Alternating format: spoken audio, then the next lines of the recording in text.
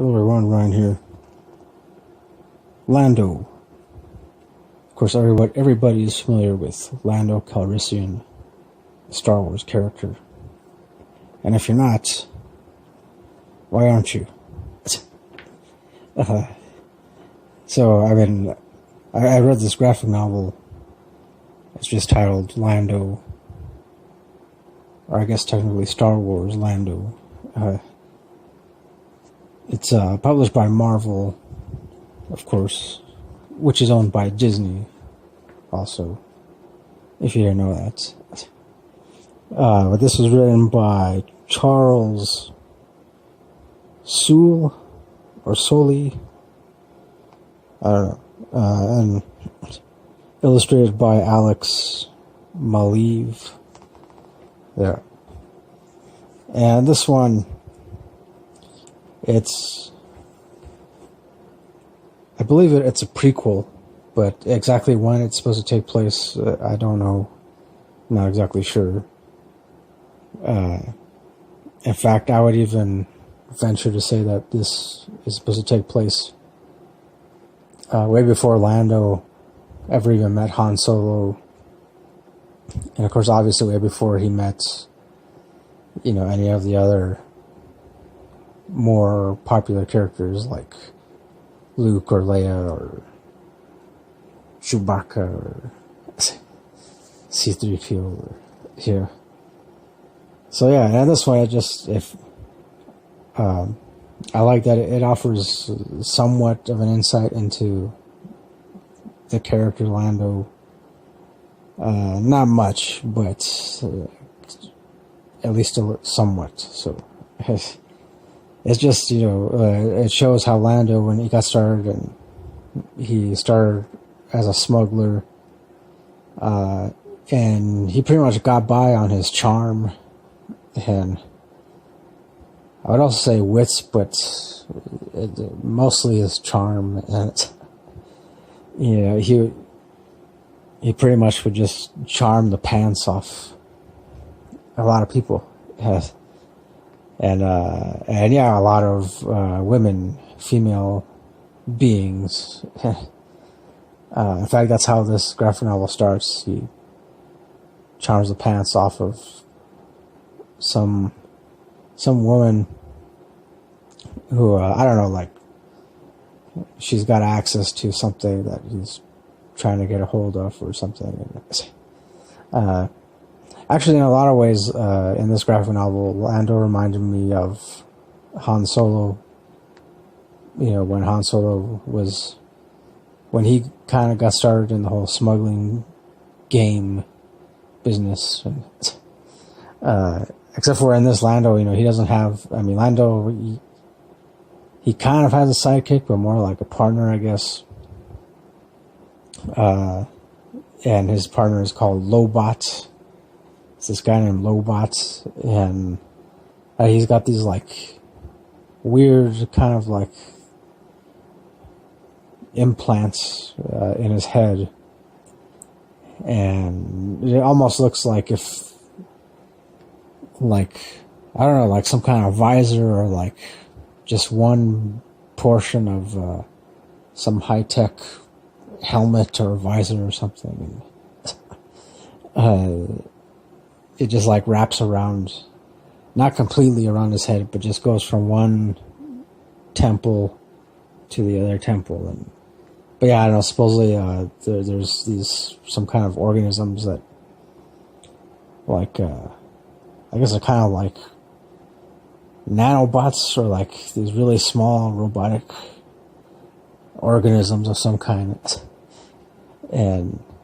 But yeah, anyways, Lobot, he's kind of like a walking, talking version of the internet, or something like that. I don't know. It's never really like fully explained. I don't even think Lando himself even really completely understands how, these like micro robotic things, like how they affect Lobot's mind completely.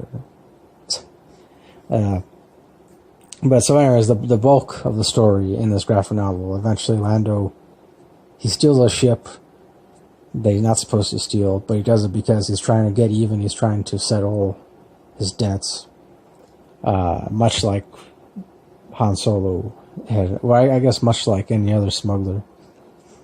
And so he steals the ship, and it turns out that it belongs to Emperor Palpatine. So, of course, Emperor Palpatine being, like, really bad guy, as who's part of the dark side of the Force. And so pretty much, so he steals the ship along with Lobots and a couple other guys who agreed to help Lando steal the ship and then smuggle a lot of these artifacts that are on the ship, because it turns out to be like this pretty large collection of different artifacts and other memorabilia type stuff that are associated with the dark side, the Sith. And so, yeah, and then they realize that, but then also, too, at the same time, Emperor Palpatine, he's aware that his ship was stolen, so he hires this, like, tracker / bodyguard type person to go after them. Which is, there's kind of a twist there. I don't want to give it away, because, like, eventually towards the end, this tracker person that Emperor Palpatine hired eventually does catch up to Lando, and it turns out they have some kind of history. And I won't say any more than that, but because I don't want to spoil it, because then also it would spoil the end. Which I like the end, the ending, the way it ended.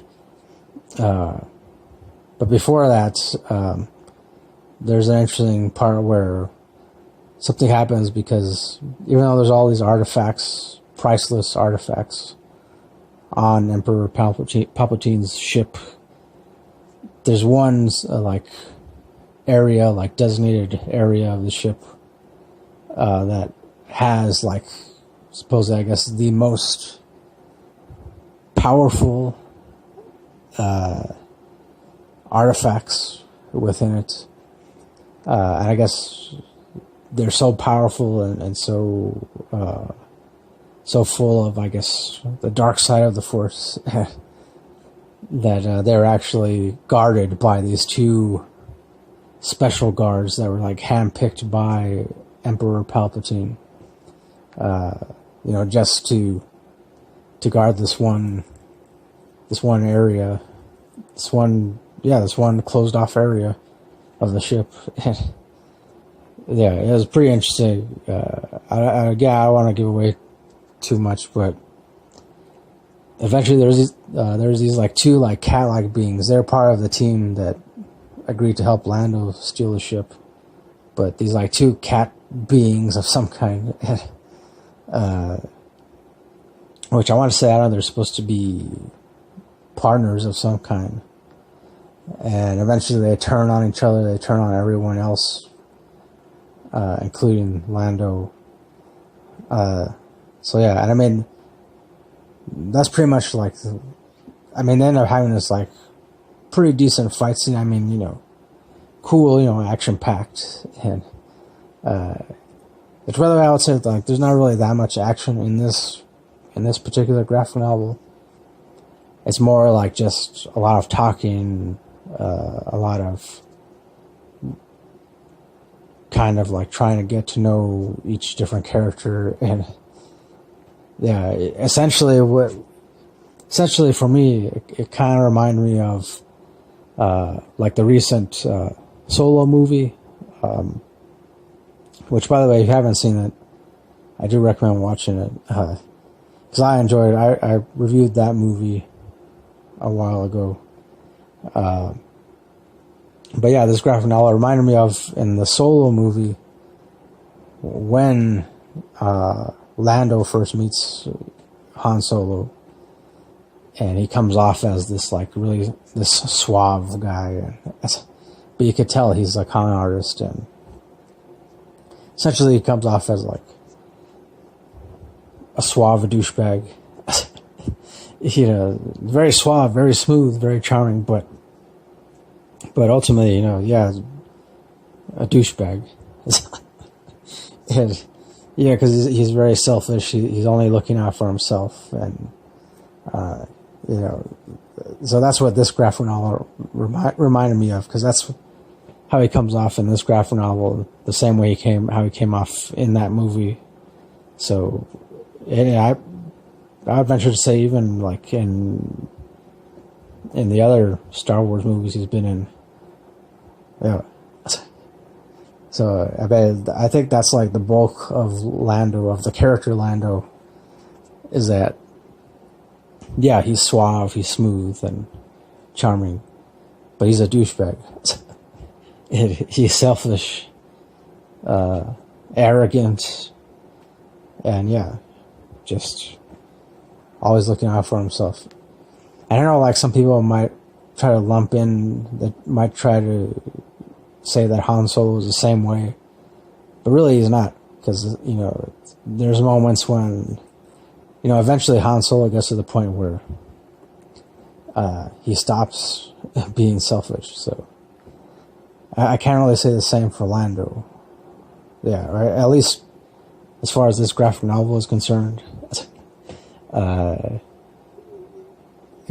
mean, okay, well, towards the end, there is one part where it was like he could have easily just ran away and not accept any of the consequences, but he didn't.